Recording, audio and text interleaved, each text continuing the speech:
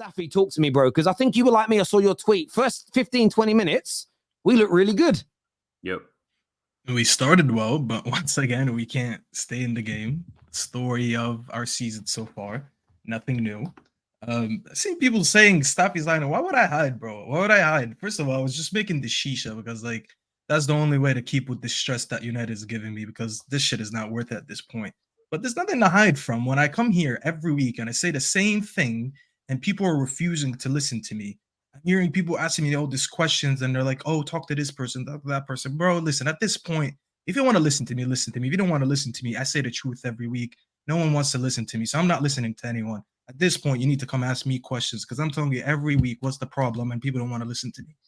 We have today we played. Let me tell you guys how embarrassing this is. Okay, we played with a diamond midfield. Okay, first of all, why are we not bringing on Palestri? Because I heard he used to train hard and he's the only right winger, but we didn't bring him on. So the manager doesn't trust him. All right, fair play. We don't trust Palestri. We're changing the system to accommodate for what we don't have. Okay, that's fine. We're playing 4 midfielders. 4. Okay, against 3 midfielders. We have an extra midfielder, and we couldn't control the game at home. And people want to sit here on this stream, and I'm not calling anyone out. Terry, listen, it's your channel. You can say whatever you want in the beginning, but I'm not going to talk about the bigger picture because I already agree with you. The bigger picture is shit. But I want to talk about this game in isolation. Okay, the manager changed the tactics. You know why it worked in the first few minutes? Because De Zerbi didn't expect that. He was like, I'm not used to United playing with no wingers. I'm not used to them playing with 2 strikers that are fast. I'm not used to them trying to overload the midfield. So we're talking about 15 minutes to him and the players to adapt to what's going on. And the minute they adapt to it, we never got the game back. They were passing around us like it's a training session. And this is the thing about them. People are like, you guys lost to their B team. We didn't lose to their B team. Their team is so good that at some point, anyone who comes out and into the team, you don't see a drop-off in the performance. Unlike us, we don't have a right winger, so the manager had to change the formation and play a formation that he hasn't used before. The last time he used this formation was in his old club in Holland, Utrecht or whatever. He's never used this diamond formation with this team, and he couldn't sustain it. So we looked good for 15 minutes, couldn't keep possession of the ball, and the same thing happened. I am hearing that. One second there. I am hearing that the issue is that we can't score goals. I agree. We can't score goals 100%. We don't score enough goals. But how are we conceding the same goal 3 times in a row? If you look, I'll tell you something. Go watch the 3 goals in a loop. So back to back to back. Okay. Ignore which area it came from. 1 came from the right, and I think 2 came from the left. It doesn't matter which side it came from. It was the same exact goal. The wingers run in, they cut back pass, late arrival to the box, whether it's a striker or a midfielder, someone is not covering, goal. We have 4 midfielders, and not one of them was able to track back with the striker or the late runner. One was from Welbeck, and if it wasn't for the Meg that the dummy that what's his name did, Lallana, because our center back had to be drawn out. You look behind him and you see Eriksen not tracking back. And then the second goal, I think it was Joao Pedro, and I forgot who scored the third one. It's the same goal, and we have an extra midfield in the pit. And people want to sit here and talk to me about the structure and all that. I get that, but let's talk about the game. Why did he get outclassed by De Zerbi, who had 6 subs playing this game? He changed 6 players on the pitch. That's a great question. So I think, again, let's just break this down. It is my channel, and when I'm ranting, I spoke right at the start about individual. No, I respect that. Let me just at the beginning of my stream, I spoke about the 3 goals we conceded, and I think me and you are pretty much different words, but married up on that. It was a lack of work ethic to get into shape and track back. Where you look at Brighton, they do it. Is this Ten Hag being outsmarted by De Zerbi, or is this a player issue? When I say player issue, in that first, up until their goal, we had more of the ball, more shots, and by the way, they had nearly 50%.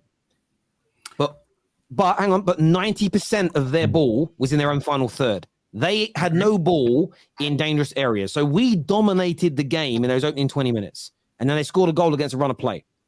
No, I agree with you. After that point, I'm looking at the heads down. Pressure, no palpitations, they can't handle it. Because on technical ability, this is what's so amazing about Brighton. So many players in that team and squad, none of the top 6 clubs really want to buy. There's some players they do have, the Casados and the Basumas, but there's lots of no one would want to go and buy Danny Welbeck. I don't think anyone would go and buy Lallana. I don't think anybody would buy Pascal Gross. I don't think anybody would go out of their way to buy. Like, I don't think people will go out their way. But the other half people are buying. The other half people are buying. You know. Okay, but what I'm saying is they've got a squad where I would say 2/3 of their squad are players that no fan and very many managers and recruitment teams from the top 6 clubs in England would want to buy. But yet every single one of them can play this style of football. For me, yes, it is down to technical ability, but it's down to the mindset. They believe in themselves. These Man United players that when we're in the ascendancy and we feel good, if we score first or winning games, we can do it. It's as soon as we get a knock on the chin, our confidence goes. So listen, I'm not saying the manager didn't get done today, but I look at us get out. And by the way, this happened under Ollie, under Jose, LVG, and LVG was meant to be the master of this. We get outplayed sometimes by teams with we've got no technical ability, but we're playing teams that have less technical ability than our players and they play better football. That can't be training. That can't be the players. That has to be mindset for me, boys. And I'm not trying to say I'm right. What do you mean? It's 100% training. After the first 15 minutes, we can. I'll tell you something. Okay. So let me ask a question. So in the first 15 minutes, we're pressing the ball how you want. We're passing the ball how we want. Some of our passages of play in the opening 20 minutes were amazing. Right or wrong, people on my line. They were. No, but to answer your question. So there's training and the technical ability of the players enables them to do it then. But then when we're under pressure, they suddenly can't do it. I see. That's why I don't think it's training, bro. That's why I think it's pressure. That's why I think it's mentality. Because we are what we would call, there are motorbike riders that are called fair weather riders. When it's sunny and bright and dry, they can ride a motorbike as good as anyone. Gets a little rainy, gets a little windy, and they're a bit too nervous to go out on their motorbike in case they crash. That's Man United. We're fair weather riders. Soon as the pressure's on, no matter what manager, no matter what group of players, no matter what system, no matter what training, it all goes to pot every single time. But Terry, today I think I know we want to blame Ten Hag. It must be the way we're training him. I can guarantee. I genuinely believe this, Staffy. Do you really think if De Zerbi took us over in 18 months, we would be a title challenging team? No, De Zerbi wouldn't do anything in this team. To answer your question, just let me finish this point because I gotta go anyways. I'm sorry, bro. Let me just finish off this point. The reason I'm putting it down to the manager, and yes, I don't like talking about training because I saw players that train hard get outdone on the pitch today. Apparently, we needed players who are up to the standard in training, but they have no standards on the pitch. So we're using that word training anymore. Okay, I'm gonna pull the AI, and I'm not gonna use that word anymore. But here's the thing. They did it for 15 minutes and they couldn't do it for the rest of the game. I'll tell you something. If I go and check the stats, I like to check the stats later after the game to see how we did and actually give them credit for it. They done well. I promise you, when I go and check the stats, this was one of our pressing performances because we've been pressing well and I've been defending that on Ten Hag. This is one of the worst games in terms of press because our shape was so different. I've seen so many times where our press is beat and I see Rashford, Bruno, or anyone just go like this with their arms because they don't know what to do. The reason we conceded these goals with the way that we did today is because we had no right and left winger, but we had Dalot and Reguilon, who, by the way, had an amazing game. I think they were the best 2 players next to Rashford. But every time they went high up the pitch, they had none of the midfielders knowing where to drop, whether to cover them on the wing or cover them in the center, which is why in the first goal, when Martinez had to go out and try to cover for that cross, he got left exposed. Lindelof got exposed, left alone in the box.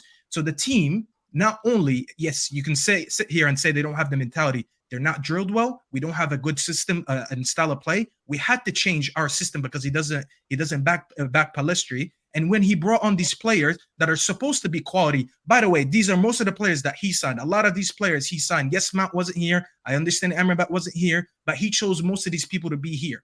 Okay, so when we sit here and talk about the recruitment and all that, I get it. The Glazers is shit. The Glazers need to get out.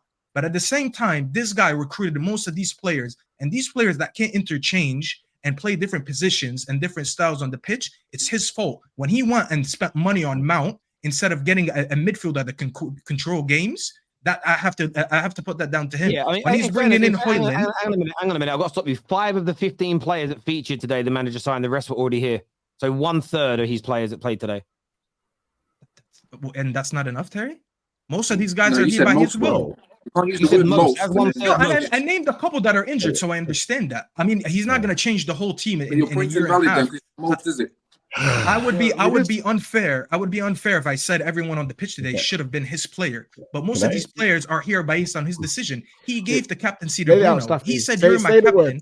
Inaccurate, Say though. the It's not words. Oh true. no, I'm not saying it. You know why I'm not gonna say it, KJ? No, Stuffy. I'm not saying it to be like a root, because you remember you said he had 3 strikes, right, before you Ten Hag out. He had 2 of them already. You're telling me this ain't the 3rd strike? I'll tell you why this is not my 3rd strike. Yeah, you know why, KJ? I actually thought of it. I sat there and I thought of it, and I was like, "There's gonna be a closer chance of you hearing Staffy out than Ten Hag out, because I know the minute we change, this is the one thing I agreed with Terry on today. We change the manager and nothing happens. We bring in De Zerbi, we bring in Edge Postecoglou, we bring them both combined, we'll still be shit. So I am actually at a point where I am ready to say I am out.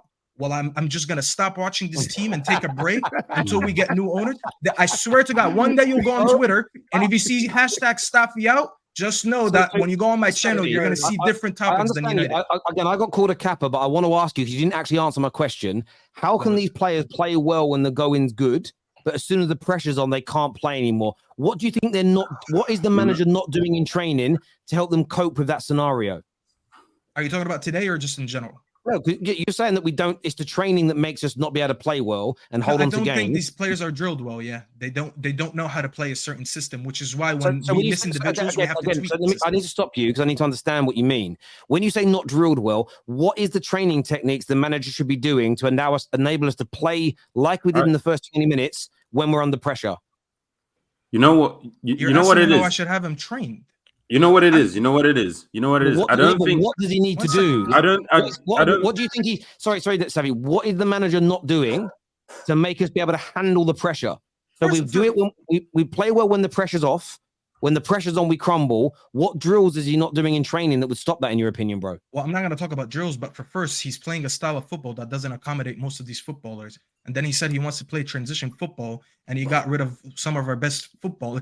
When we have, listen, I'm not going to sit here and talk about Jadon Sancho, but the reason I always wanted him in the team is because I believed he was one of our best technical players, and I wanted him to have him in a system because I know when you have good footballers on the pitch, your chances to winning games is better. But we sacrifice this because we wanted players who train hard. But when I look at the pitch, I don't see an identity. I don't see players that can play well. That's why I said 4 midfielders and we couldn't control a game. So if I have 4 midfielders and none of them look good, do I blame all the 4 players? Or do I blame the manager for not? I don't agree.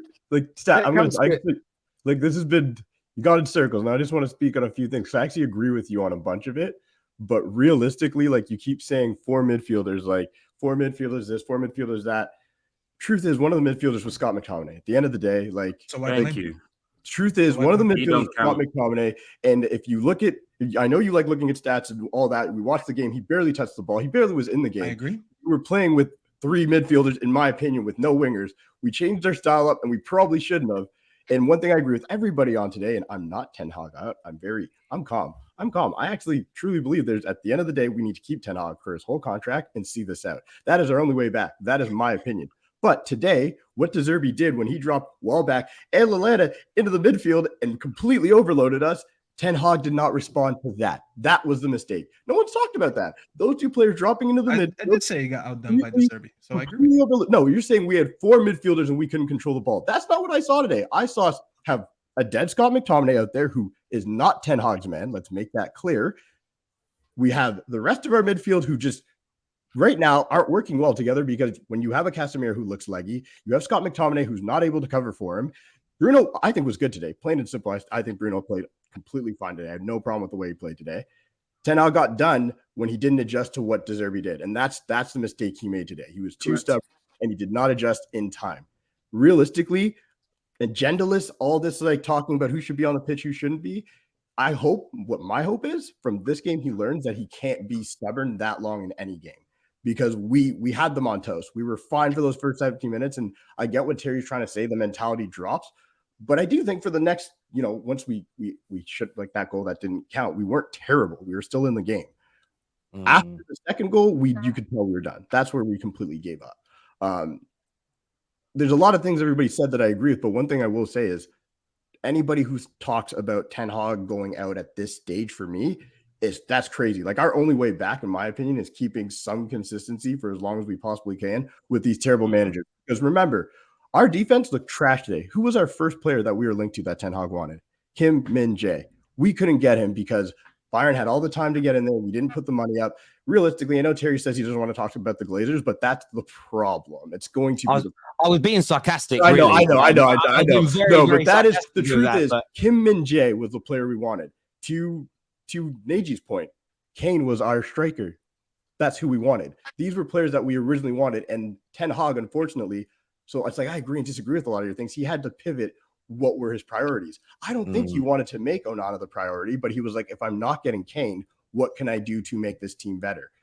Yeah, it could be right or wrong, but the Glazers are screwing us, man. Like, and the fans. So go on. One last thing I'm going to say, because like, again, I like keying out on what happens in different sports in different parts of the world. The only way you're going to get the Glazers out, these are Americans, guys. So I'll tell you from a North American standpoint is you need to stop showing up to the games. It's not going to happen. That until that stadium is empty, until it looks terrible on TV, they are going to be there and they're going to stay. So it is what it is. That's why I'm calm. I'm calm because there's nothing. No, I hear you. I hear you on that. I want to